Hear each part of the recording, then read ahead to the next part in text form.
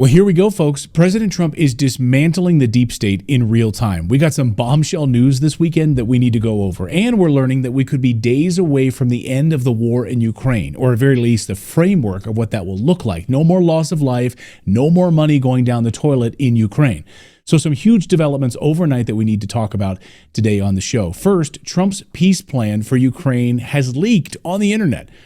And it's a devastating blow for Zelensky. Someone in the deep state got their hands on it, tried to embarrass Trump by it, but it didn't work, actually. It had the opposite effect because it's embarrassing for Ukraine, not Trump. It's embarrassing for the deep state, not Trump.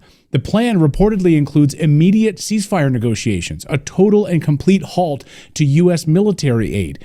We flushed close to $200 billion down the toilet over the past few years. This would stop immediately. It also includes a power-sharing agreement in eastern Ukraine that favors Russia's interests. President Trump has just spoken with Russian President Putin, and some details come directly from the president.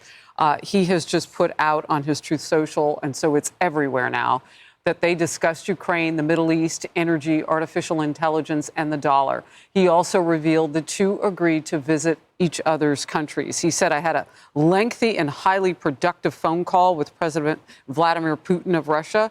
I just read what he said they talked about. We both reflected on the great history of our nations and the fact that we fought so successfully together in World War II, remembering that Russia lost tens of millions of people, as we likewise lost so many. We each talked about the strengths of our respective nations and the great benefit that we will someday have in working together. But first, as we both agreed, so this is Trump posting about his recent call just moments ago with Putin. He said, but first, as we both agreed, we want to stop the millions of deaths taking place in the war with Russia and Ukraine. President Putin even used my very strong campaign motto of common sense. Want to really see something that said, take a look at what happened. Hey.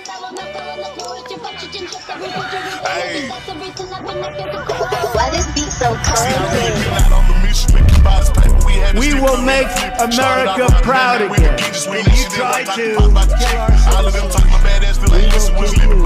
we will make America wealthy again. And yes, together, we will make America great again. Hey boy, what's going on, beautiful people, my brothers and sisters around the world? I hope everybody is blessed, well, healthy, and that nothing but the best is going on in all you beautiful people's life. As y'all see, we got some big ones, man. Some big ones to get into today. Make sure you hit that like button for your boy. Subscribe to the channel if you're new here. And peace through strength. And this is one of the things that we voted for. Peace through strength, man. And this is the guy for it. Got some big things with Ukraine, Russia. Got Putin on the phone. I mean, hey, Zelensky shaking, still looking for the cash. Unbelievable. Yeah. But we got some big things, man. He in panic mode. And a lot of things have been leaked. It's a lot of stuff going on. So we definitely got to do a deep dive in here. And let's go and get into it, y'all. Oh, boy.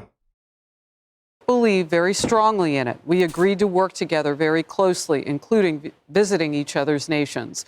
We also have agreed to our respective terms, starting negotiations immediately. And we will begin by calling President Zelensky of Ukraine to inform him of the conversation, something which I will be doing right now. So this is playing out contemporaneously as we're here live on Outnumbered. I have asked Secretary of State Marco Rubio, Director of CIA John Radcliffe, National Security Advisor Michael Waltz, and Ambassador and Special Envoy Steve Witkoff to lead the negotiations, which I feel strongly about will be successful. Love how Putin say common sense. Putin says the term common sense. Oh boy, man. Yeah. That's what we had this last administration, man. Absolute disgrace, man. Absolute disgrace, man. We must stop the dying, man. We must stop all this chaos, man. It's the guy for it, man. Common sense is back, man. A real leader is back. America finally has a voice now.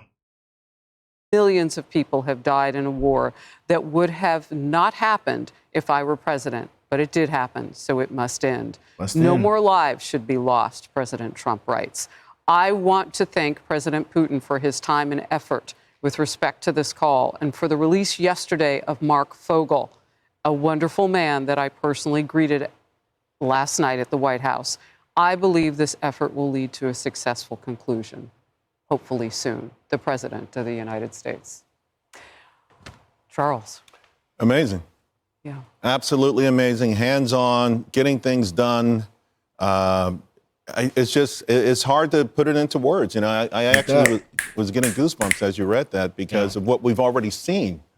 You know, just in the last few weeks, what we've already seen, including getting Mark Fogel home. And it just makes you feel pretty confident that this conflict will be resolved. More has been done in the last 3 weeks than the last 4 years, man. Just in the last 3 weeks, man. His approval rating is skyrocketing right now as I'm recording this video. Much sooner than anyone had anticipated. And to President Trump's point, it did not start under his watch and probably would not have started on his watch. You know, it is a promise that we now know on July 13th, the conversations that he was having with Mark Fogel's now 95-year-old mother. Yeah. And he promised her he would bring Mark Fogel home. And he talks about promises made, promises kept, and we think, okay, campaign, that has to do with all of America. But it can be personal, too. You've been there with a front row seat when it gets personal, Kaylee. Yes, and that was a very personal story he shared, and it was very interesting and fascinating to hear. And I think, look, reading that tweet, that Truth Social, as you did, I was just thinking back about foreign policy over the last decade and a half. And you think about President Obama, and you think about Putin and his invasion of Crimea that happened. And, you know, Obama responded with minor sanctions. Then Trump comes in, and it's stability for 4 years. There's no Russia annexing X, Y, or Z. And then you bring in Biden, and then you get a war in Ukraine. And then Trump, here we are, just over 3 weeks' time. Mark Fogel's released. Then there's this conversation, and you're talking about winding down the war in Ukraine. If President Trump, and look, there's a lot of ifs. We don't know what will happen. If he manages to wind down the war in Ukraine, get a status quo in the Middle East where Iran is on its heels, where you get a Saudi peace deal, this is legacy-defining presidential moves on the foreign policy stage that would put you in the realm of Ronald Reagan. Again, a lot to be played out. We're only 3 weeks in, but these are very encouraging signs 3 weeks in. You know, I know it's a big moment. And on this couch, Kaylee and Emily and I will all talk about our faith. And I think at this time, our enemies don't like this.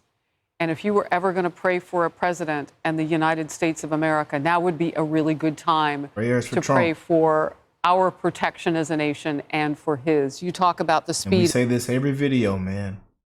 God bless America. Prayers for our president, his administration, his family. Send my prayers to you guys, man, that are watching and tune in right now. Right now, we're living in times, man, just don't know what's next. You know, you just don't know what's next, man.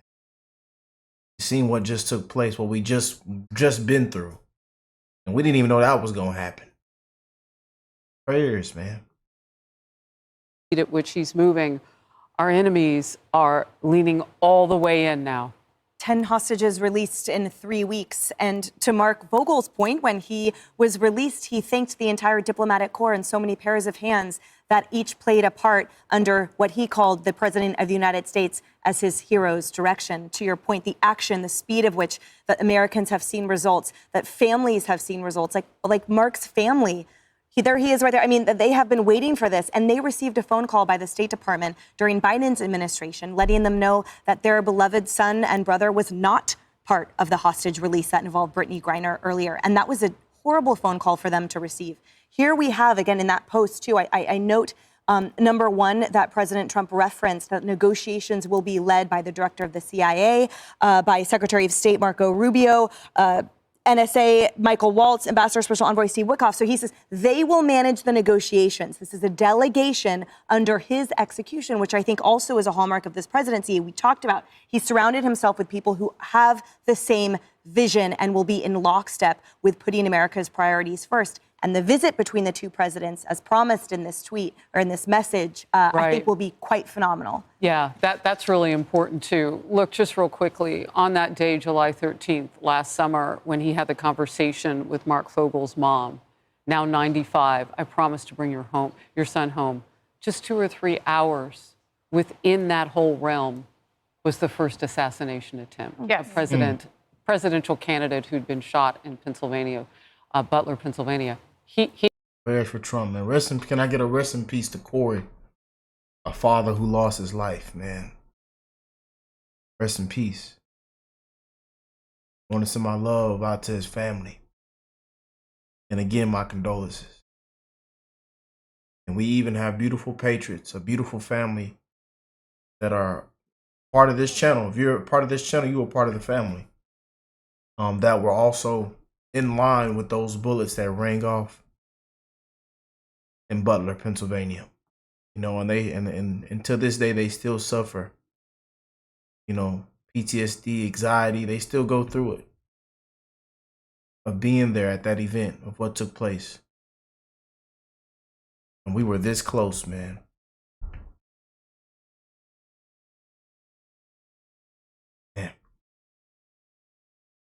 He never lost track of that promise he made to her. No, it actually solidified his resolve.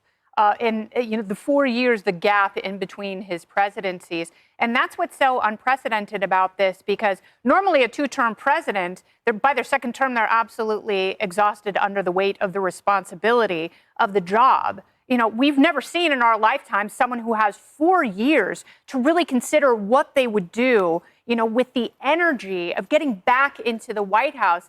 But what actually makes me, I'm not surprised by this based on what he's done. What makes me really sad is that Joe Biden could have picked up the phone. Joe Biden could have had this conversation. Joe Biden could have preserved hundreds, thousands of lives. I mean, if this is what it takes, I would like to think so. If it's as simple as a conversation, the $100 billion we sent to Ukraine, how many hundreds of thousands of people dead?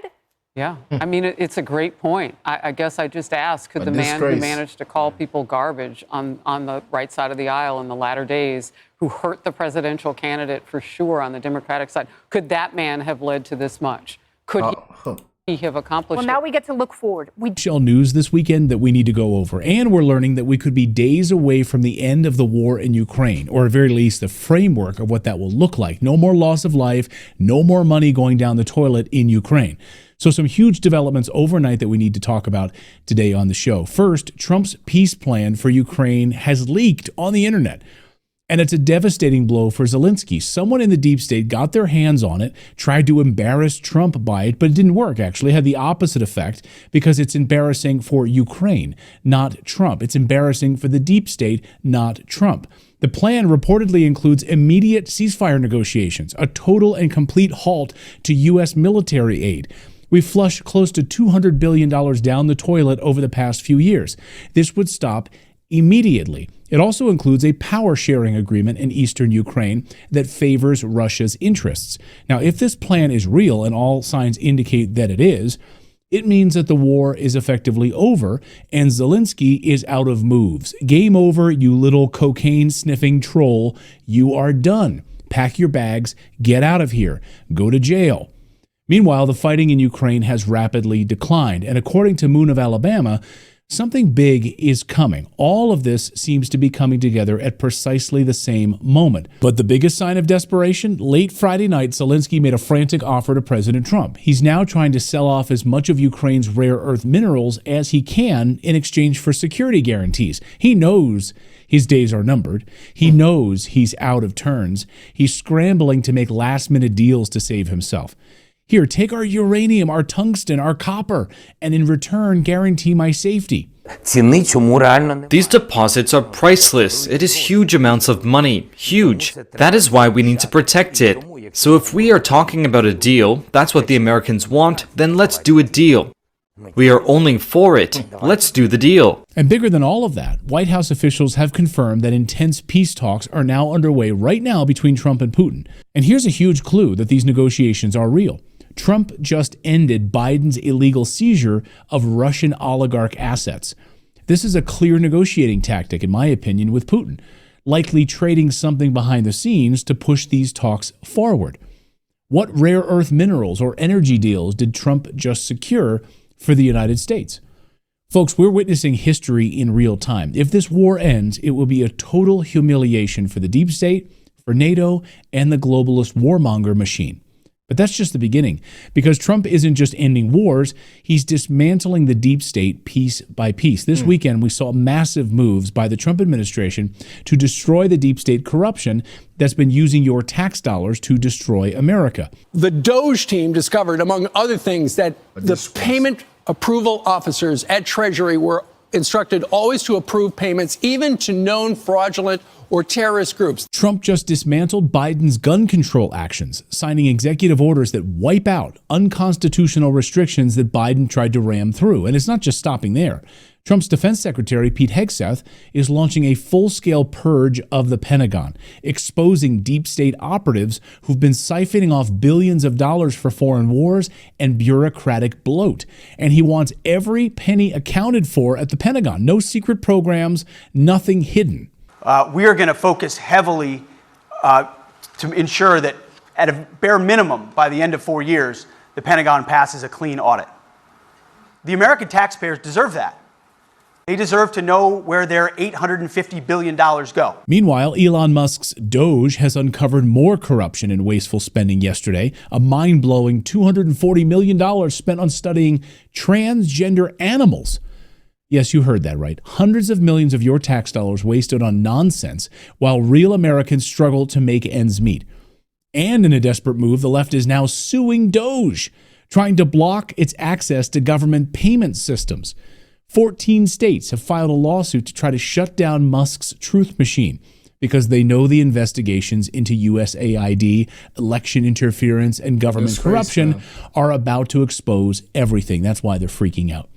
But it gets even wilder because the latest Doge findings this weekend have blown the lid off of just how much has been stolen from you guys, from us. Billions, y'all.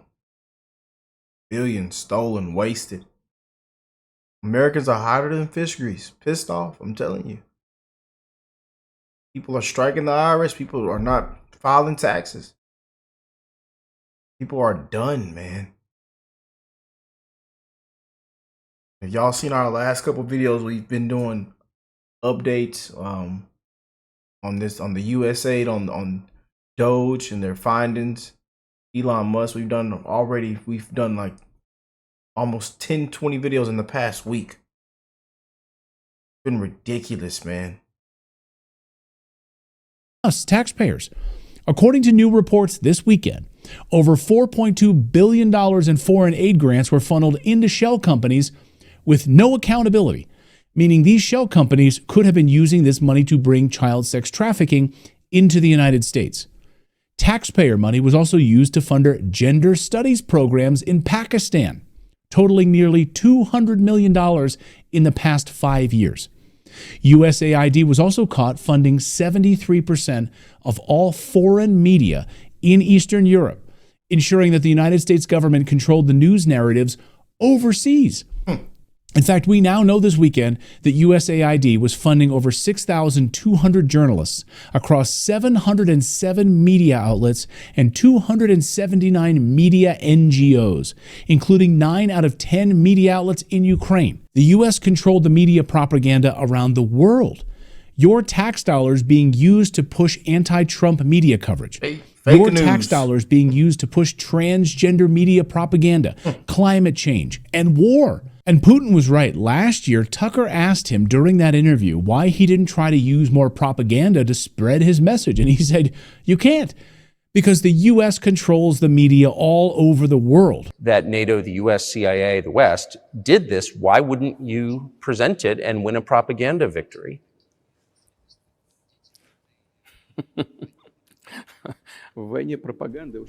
In the war of propaganda, it is very difficult to defeat the United States, because the United States controls all the world's media and many European media. The ultimate beneficiary of the biggest European media are American financial institutions. Don't you know that? And guess what? The Doge clock, now displaying on the national debt clock, shows that Trump's shutdown of these corrupt programs has already saved taxpayers over $50 billion in just 2 weeks. That's unbelievable. And the deep state, they are furious. Like Samantha Power, the head of USAID, the devil incarnate. Listen to her. Well, you can imagine when you suddenly in your inbox find a termination notice or a leave of absence notice that you didn't expect to get on a flawed predicate that you're doing radical leftist insubordination.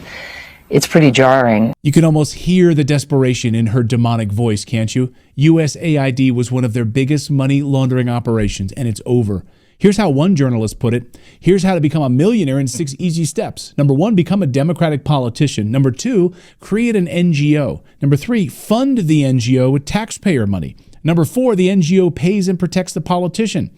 Number 5, the NGO gets politician reelected. And number 6, politician becomes a millionaire. I'm looking at you, Elizabeth Warren. I'm looking at you, Bernie Sanders. It's worked for so many of them, right? They'll be walked out with their hands behind their back. Hillary Clinton?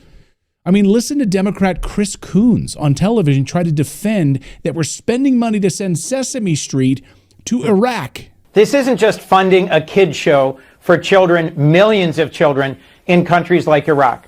It's a show that helps teach values. It helps teach values? Really? Okay. I mean, we need to pay for Iraqis to learn about Elmo and Big Bird. How about instead we don't create a fake story about weapons of mass destruction and then destroy their country and kill a million Iraqis? That might be a better value to export. What do you think? But here's the thing. This whole thing is totally historic. As Mike Benz said in his Friday night interview with Tucker Carlson, this is the first time in American history that the deep state has had to answer to the American people. This week is really the first time, maybe in American history with few exceptions, that the blob, the foreign policy establishment that impacts so much of domestic affairs and sometimes controls it, has had to answer to the people that fund it. I mean, let that sink in for a moment. He's right. The first time in American history. And now it's spreading worldwide. Meanwhile, the rest of the world is watching, from Hungary to Canada, from Europe to Australia. People are demanding their own version of Doge. They see what Trump is doing and they want in. This isn't just a U.S. movement. It's a worldwide revolution. So, guys, that's the news update part of today's. See what them Patriots saying. They say Zelensky ought to be walked out with his hands behind his back. They say he needs to be in prison. Ukraine had no chance of ever winning anyways. Oh boy. You know, them Patriots gonna keep it real. So many innocent people have died, man. You know, nonsense war. You know. But peace through strength, man. Big things are gonna take place. And we're gonna stay on the ground running with this, you guys. We are definitely gonna stay on the ground running. They just got off the phone. They just got off the phone, man. And all of us taxpayers ought to be refunded, man. I ain't lying to you. We ought to be refunded. Absolutely a disgrace, man. You know, so many homeless, hurting vets. You know, people living in poverty, barely making ends meet, struggling. And look what it's all been wasted. Look what you know. Let me know how y'all feel about this. Comment down below. I'd love to hear from you guys. I love hearing from you guys, man. Hope you're having an amazing rest of your week, getting close to the weekend. You know. And I will catch you beautiful people in the next one. Peace and love, y'all.